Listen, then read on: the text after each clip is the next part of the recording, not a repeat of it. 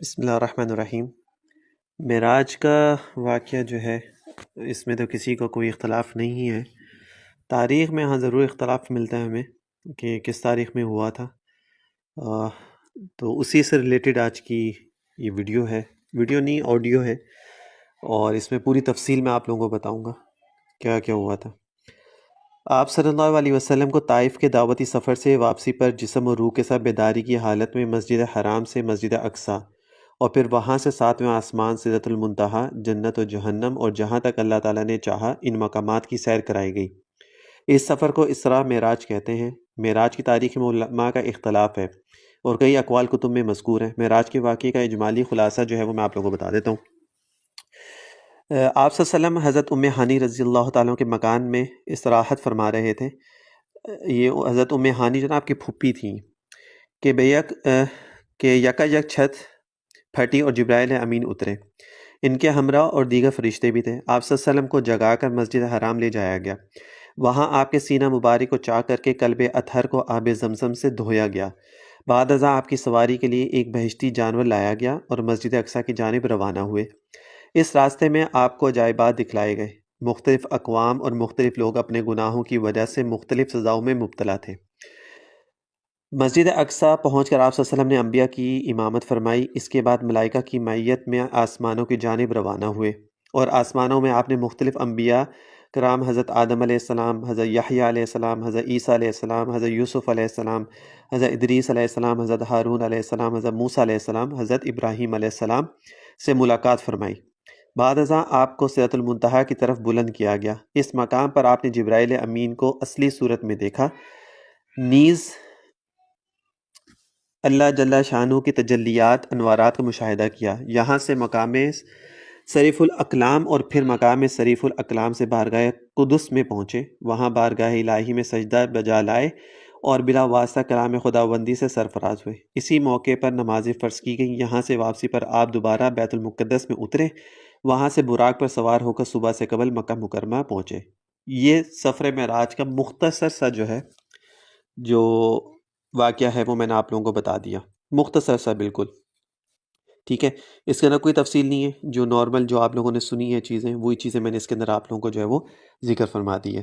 اب یہاں سے جو ہے نا میں آپ لوگوں کو تھوڑی سی اور تفصیل اس کے بارے میں بتا دیتا ہوں، ٹھیک ہے۔ اسلامی سال کا 7واں مہینہ رجب ہے۔ رجب ان 4 مہینوں میں سے ایک ہے جنہیں اللہ تعالیٰ نے حرمت والے مہینہ قرار دیا ہے۔ اللہ کے نزدیک مہینوں کی تعداد 12 ہے، جو اللہ کی کتب یعنی لوح محفوظ کے مطابق اسی دن سے نافذ ہے جس دن سے اللہ نے آسمانوں اور زمین کو پیدا کیا۔ ان مہینوں میں سے 4 حرمت والے ہیں، ٹھیک ہے۔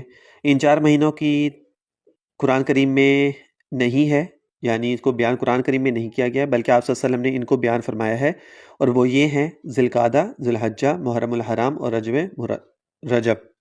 معلوم ہوا کہ حدیث نبوی کے بغیر قرآن کریم نہیں سمجھا جا سکتا۔ ان 4 مہینوں کو اشر حرم، حرمت والے مہینے اس لیے کہتے ہیں کہ ان میں ہر ایسے کام جو فتنہ، فساد، قتل و غارت گری اور امن و سکون کی خرابی کا باعث ہوں منع فرمایا گیا ہے۔ اگرچہ لڑائی جھگڑا سال کے دیگر مہینوں میں بھی حرام ہے، مگر ان 4 مہینوں میں لڑائی جھگڑا کرنے سے خاص طور پر منع کیا گیا ہے۔ ان 4 مہینوں کی حرمت و عظمت پہلی شریعتوں میں بھی مسلم رہی ہے، حتیٰ کہ زمانہ جاہلیت میں بھی ان 4 مہینوں کا احترام کیا جاتا تھا۔ رجب کا مہینہ شروع ہونے پر آپ صلی اللہ علیہ وسلم اللہ تعالیٰ سے یہ دعا مانگا کرتے تھے، اللہم بارک لنا فی رجب و شعبان و بلغنا رمضان۔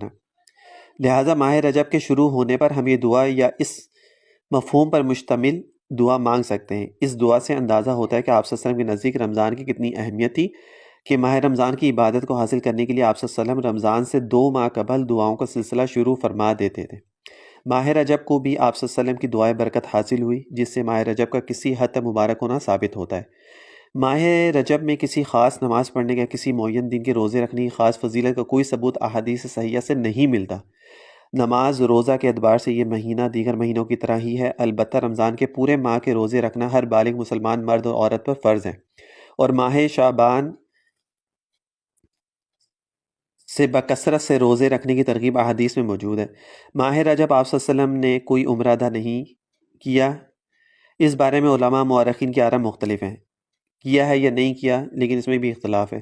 البتہ دیگر مہینوں کی طرح ماہ رجب میں بھی عمرہ ادا کیا جا سکتا ہے۔ اسلاف سے بھی اس ماہ میں عمرہ ادا کرنے کے ثبوت ملتے ہیں۔ البتہ رمضان کے علاوہ کسی اور ماہ میں عمرہ ادا کرنے کی کوئی خاص فضیلت احادیث میں موجود نہیں ہے۔ مینس کہ آپ کبھی بھی عمرہ کر سکتے ہیں، اس میں کوئی وہ نہیں ہے، لیکن اگر رمضان میں کرتے ہیں اس میں آپ کو طاق راتیں مل جاتی ہیں، اس میں زیادہ ثواب ہے۔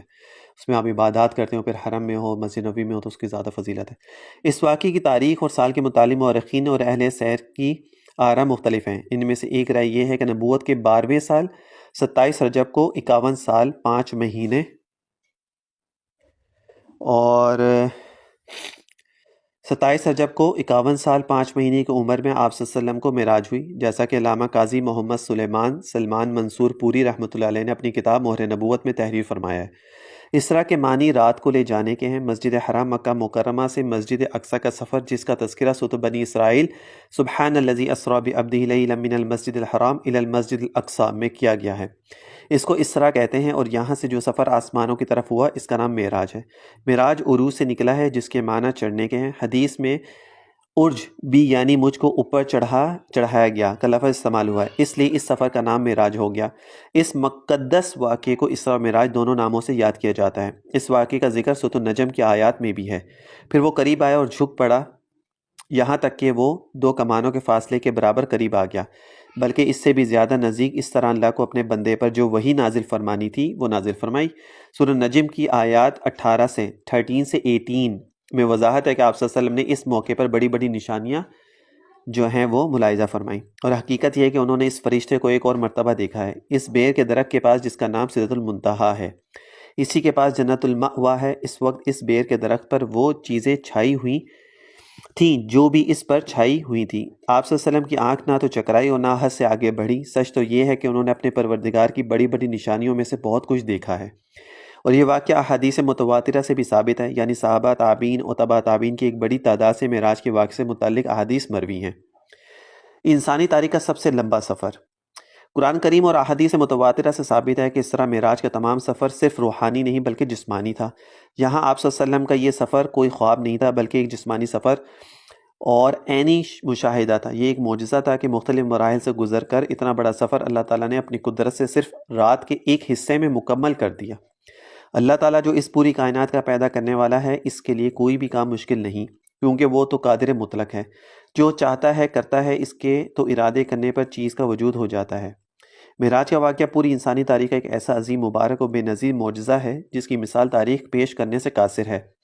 خالق کائنات نے اپنے محبوب صلی اللہ علیہ وسلم کو دعوت دے کر اپنا مہمان بنانے کا وہ شرف عظیم عطا فرمایا جو نہ کسی انسان کو کبھی حاصل ہوا ہے اور نہ کسی مقرب ترین فرشتے کو۔ واقع معراج کا مقصد کیا تھا؟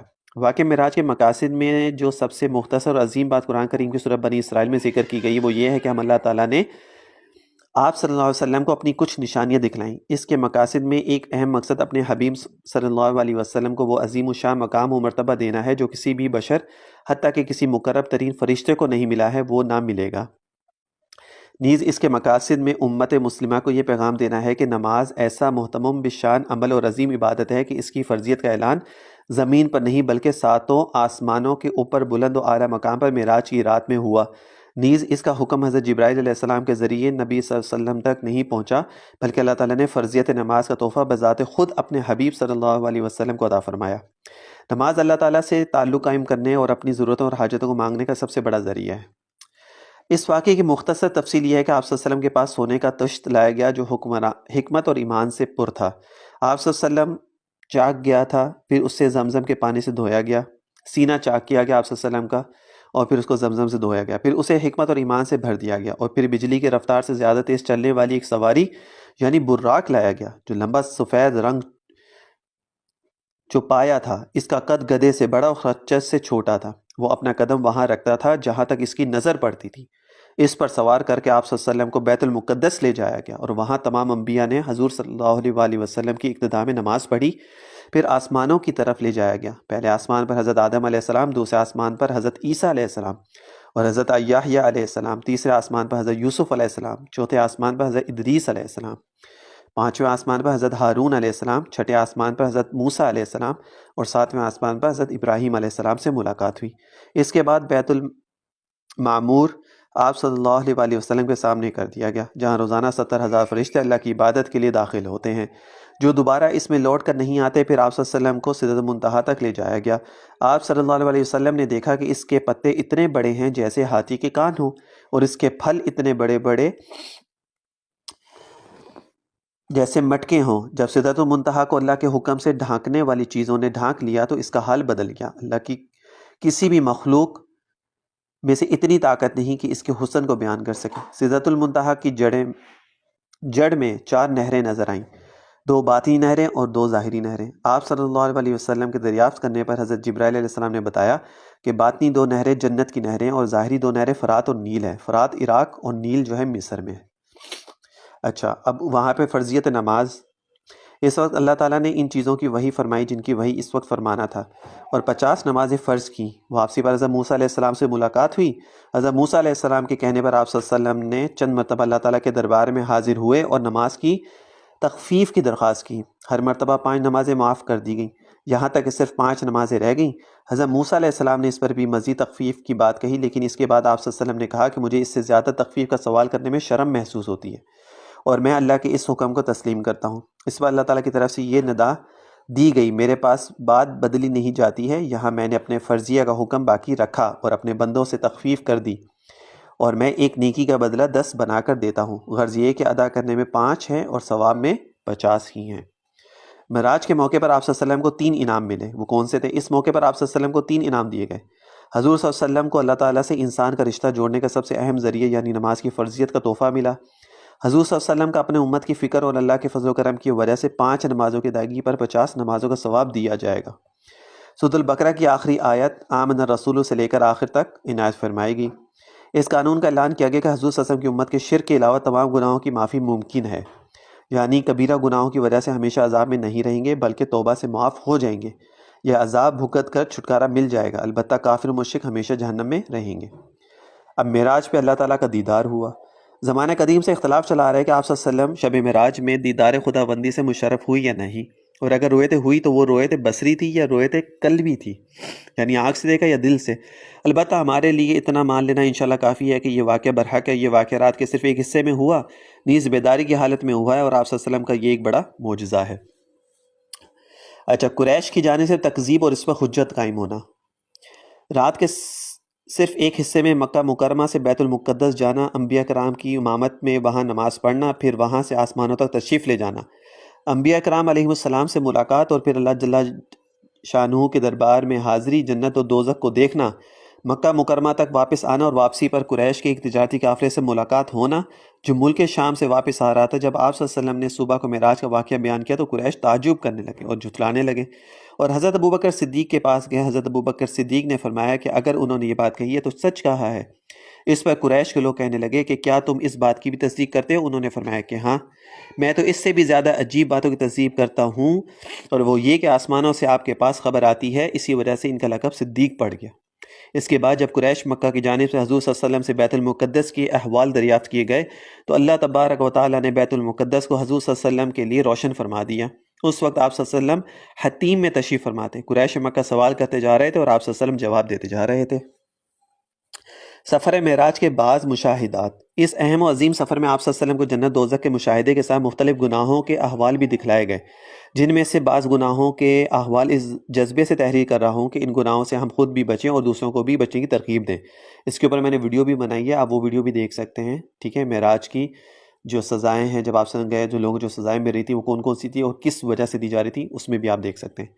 کچھ لوگ اپنے سینوں کو ناخنوں سے چھیر رہے تھے۔ حضرت انس رضی اللہ تعالیٰ سے روایت ہے کہ آپ صلی اللہ علیہ وسلم نے ارشاد فرمایا کہ جس طرح مجھے معراج کرائی گئی میں ایسے لوگوں پر گزرا جن کے ناخن تانبے کے تھے اور وہ اپنے چہروں اور سینوں کو چھیل رہے تھے۔ میں نے جبرائیل علیہ السلام سے دریافت کیا کہ یہ کون لوگ ہیں؟ انہوں نے جواب دیا کہ وہ لوگ ہیں جو لوگوں کے گوشت کھاتے ہیں، یعنی ان کی غیبت کرتے ہیں اور ان کی بے آبروئی کرنے میں پڑے رہتے ہیں۔ سود خوروں کی بدحالی، یعنی جو سود کھانے والے ہیں۔ حضرت ابو ہریرہ رضی اللہ تعالیٰ سے روایت ہے کہ آپ صلی اللہ علیہ وسلم نے ارشاد فرمایا کہ جس طرح مجھے سیر کرائی گئی میں ایسے لوگوں پر بھی گزرا جن کے پیٹ اتنے بڑے بڑے تھے جیسے انسانوں کے رہنے کے گھر ہوتے ہیں، ان میں سانپ تھے جو باہر سے ان کے پیٹوں میں نظر آ رہے تھے۔ میں نے کہا اے جبرائیل یہ کون لوگ ہیں؟ انہوں نے کہا یہ سود کھانے والے ہیں۔ کچھ لوگوں کے سر پتھروں سے کچلے جا رہے تھے۔ آپ صلی اللہ علیہ وسلم کا گزر ایسے لوگوں کے پاس سے بھی ہوا جن کے سر پتھروں سے کچلے جا رہے تھے، کچل جانے کے بعد پھر وہ ویسے ہی ہو جاتے تھے جیسے پہلے تھے۔ اسی طرح یہ سلسلہ جاری تھا، ختم نہیں ہو رہا تھا۔ آپ صلی اللہ علیہ وسلم نے پوچھا یہ کون لوگ ہیں؟ جبرائیل علیہ السلام نے کہا یہ لوگ نماز میں کاہلی کرنے والے ہیں، سستی کرنے والے ہیں، زکوٰۃ نہ دینے والوں کی بدحالی، جو لوگ زکوٰۃ نہیں دیتے۔ آپ صلی اللہ علیہ وسلم کا گزر ایسے لوگوں کے پاس سے بھی ہوا جن کی شرمگاہوں پر آگے اور پیچھے چھترے لپٹے ہوئے تھے اور اونٹ اور بیل کی طرح چرتے تھے اور کانٹے دار اور خبیث درخت اور جہنم کے پتھر کھا رہے ہیں۔ آپ صلی اللہ علیہ وسلم نے پوچھا یہ کون لوگ ہیں؟ جبرائیل نے کہا کہ یہ وہ لوگ ہیں جو اپنے مالوں کی زکوٰۃ ادا نہیں کرتے، سڑا ہوا گوشت کھانے والے لوگ۔ آپ صلی اللہ علیہ وسلم کا گزر ایسے لوگوں کے پاس سے بھی ہوا جن کے سامنے ایک ہانڈی میں پکا ہوا گوشت ہے اور ایک ہانڈی میں کچا اور سڑا ہوا گوشت رکھا ہے۔ یہ لوگ سڑا ہوا گوشت کھا رہے ہیں اور پکا ہوا گوشت نہیں کھا رہے۔ آپ صلی اللہ علیہ وسلم نے دریافت کیا یہ کون لوگ ہیں؟ جبرائیل علیہ السلام نے کہا یہ وہ لوگ ہیں جن کے پاس حلال اور طیب عورت موجود ہے، مگر وہ زانیہ اور فاحشہ عورت کے ساتھ شب باشی کرتے ہیں، یعنی ان کے ساتھ ٹائم گزارتے ہیں اور صبح تک اسی کے ساتھ رہتے ہیں، اور عورتیں ہیں جو حلال اور طیب شوہر کو چھوڑ کر کسی زانی اور بدکار شخص کے ساتھ رات گزارتی ہیں۔ اللہ تعالیٰ ہم سب کو محفوظ رکھیں۔ سدرۃ المنتہا کیا ہے؟ احادیث میں سدرۃ المنتہا اور سدرۃ المنتہا دونوں طرح استعمال ہوا ہے۔ اچھا، قرآن کریم میں سدرۃ المنتہا استعمال ہوا ہے، سدرہ کے معنی بیر کے ہیں اور منتہا کے معنی انتہا ہونے کی جگہ کے ہیں۔ اس درخت کا یہ نام رکھنے کی وجہ صحیح مسلم میں اس طرح ہے کہ آپ صلی اللہ علیہ وسلم نے ارشاد فرمایا کہ اوپر سے جو احکام نازل ہوتے ہیں وہ اسی پر منتہا ہو جاتے ہیں، اور جو بندوں کے اعمال نیچے سے اوپر جاتے ہیں وہ وہاں پر ٹھہر جاتے ہیں، یعنی آنے والے احکام پہلے والے وہاں آتے ہیں اور پھر وہاں سے نازل ہوتے ہیں، اور نیچے سے جانے والے جو اعمال ہیں وہ وہاں ٹھہر جاتے ہیں پھر اوپر جاتے ہیں۔ واقعہ معراج آپ صلی اللہ علیہ وسلم سے متعلق کوئی خاص عبادت ہر سال ہمارے لیے مسنون یا ضروری نہیں ہے۔ تاریخ کے اس بے مثال واقعے کو بیان کرنے کا اہم مقصد یہ ہے کہ ہم اس عظیم الشان واقعے کی کسی حد تک تفصیلات سے واقف ہوں اور ہم ان گناہوں سے بچیں جن کے ارتکاب کرنے والوں کا برا انجام آپ صلی اللہ علیہ وسلم نے اس سفر میں اپنی آنکھوں سے دیکھا اور پھر امت کو بیان فرمایا۔ اللہ تعالیٰ ہم سب کا خاتمہ ایمان پر فرمائے۔ یہ جو معراج کا واقعہ ہے اس کے اندر میں نے آپ لوگوں کو آپ صلی اللہ علیہ وسلم کہاں سے چلے، مسجد اقصیٰ میں نماز پڑھائی، تمام انبیاء کو آگے امامت کروائی، پھر وہاں سے براق کے اندر بیٹھے، براق کیسا تھا، اس کا سائز کیا تھا، اس کی نظر کیسی تھی، اسپیڈ کتنی وہ بتایا، پھر وہاں سے جبرائیل علیہ السلام کے ساتھ کہاں تک گئے، پھر آپ صلی اللہ علیہ وسلم اللہ تعالیٰ سے ملاقات ہوئی، پھر اس کے بعد کیا تحفہ وہاں سے ملا، ٹھیک ہے، 3 چیزیں آپ صلی اللہ علیہ وسلم کو ملی وہاں سے تحفتاً جو ہے، ایک آپ کو نمازیں ملی، دوسری آپ کو سورۃ البقرہ کا جو آخری رکوع آمن رسول سے جس کی بڑی فضیلت ہے جو میں اپنی ویڈیوز میں بہت بتاتا بھی رہتا ہوں وہ ملا، اور تیسرا یہ کہ امت کی توبہ جو اللہ تعالیٰ قبول فرما لیں گے بشرطے کہ اس نے شرک نہ کیا ہو، اور اگر کسی نے کبیرہ گناہ کیے ہوں گے تو اس کی سزا کاٹ کر وہ جنت میں داخل ہو جائے گا۔ 3 ملے۔ پھر وہاں پہ کس کس انبیاء سے ملاقات ہوئی، کون سے آسمان پر ہوئی، وہ میں نے آپ کو تفصیل بتائی۔ لوگوں کے جو وہاں پہ سزائیں مل رہی تھیں، آپ صلی اللہ علیہ وسلم جو دیکھا وہ کن کن وجوہات سے مل رہی تھیں، وہ ویڈیو میں نے ایک اور بنائی ہوئی ہے، اس کے اوپر آپ وہ بھی دیکھ سکتے ہیں تفصیلاً، اس کے اندر میں نے ذکر کی ہے۔ اور پھر اس کے بعد آپ صلی اللہ علیہ وسلم جب واپس آئے تو پھر لوگوں نے کیا آپ سے سوال کیے اور آپ نے اس کے کیا جواب دیے، لوگوں نے اس کو جھٹلایا اور کیا کچھ ہوا، اور پوری تفصیل آج میں نے آپ کو اس ویڈیو میں بتا دی۔ بہت ساری چیزیں اس کے اندر ایسی ہوں کہ شاید آپ لوگوں نے پہلے نہ سنی ہوں، تو یہ کہ پورا واقعہ میں نے آپ لوگوں کو بتا دیا، مختصر بتایا ہے کہ ہمیں یہ پتہ ہونا چاہیے کہ معراج کا واقعہ ہوا تھا اور کیسے ہوا تھا، کیا کیا ہوا تھا۔ احادیث میں اور جو کتابوں جو سیرت نبی کی جو کتابیں ہوتی ہیں اس میں جو واقعہ بہت لمبی تفصیل میں ذکر کیا جاتا ہے، تو مقصد صرف یہ ہوتا ہے کہ ہمیں اس واقعے کے